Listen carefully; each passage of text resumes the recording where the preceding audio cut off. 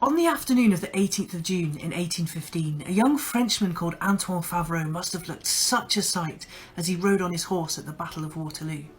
He was part of Napoleon's heavy cavalry. They were big men on big horses, and they wore the highly polished cuirass, the breastplate, front and rear. They would ride their heavy horses at the infantrymen who were forming square on the battlefield, but they were no match for the artillery. A cannonball ripped through his breastplate, through his ribs and out the other side. It would have taken his right lung with it, and it would have ripped the major blood vessels clean off his heart.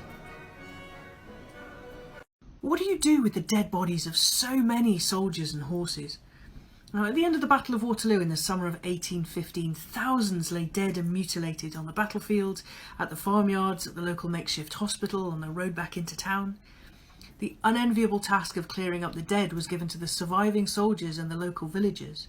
One or two of the officers were buried with a touch of ceremony and their graves were marked, but for most they were dragged together, friend and foe alike, stripped of valuables, teeth pulled out with pliers, and they were thrown together into the mass shallow graves.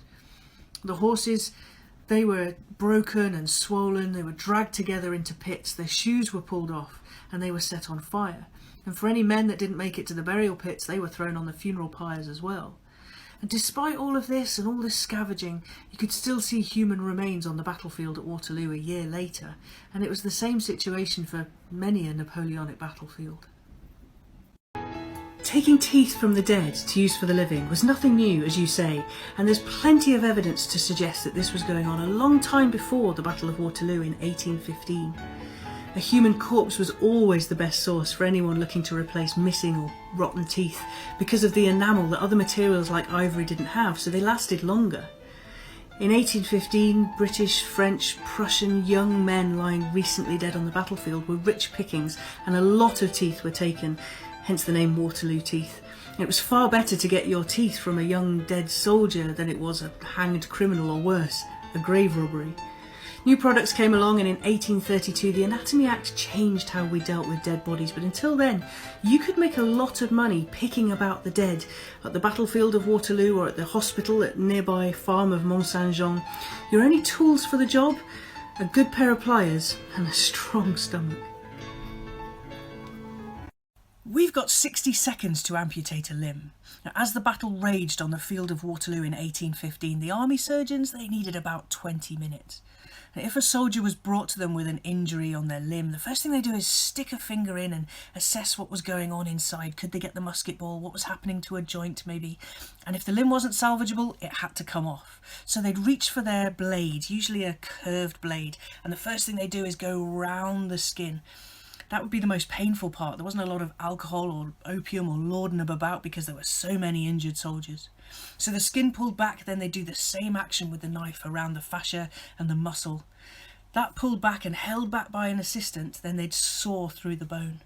Then they could see the arteries and would tie them with a ligature, and then you could let the tourniquet go and see if there was any bleeding.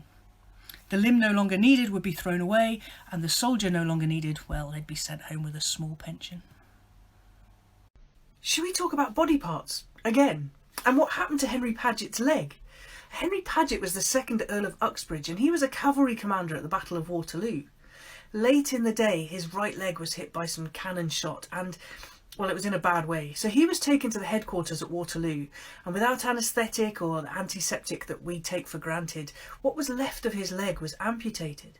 And it was buried in the back garden in the yard, and it had its own headstone. I really want to say footstone.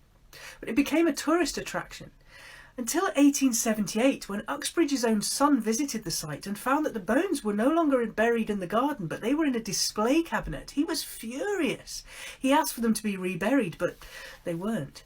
The story goes that Uxbridge was near the Duke of Wellington when his leg was hit, and he calmly said, "By God, sir, I've lost my leg," to which Wellington replied, "By God, sir, so you have."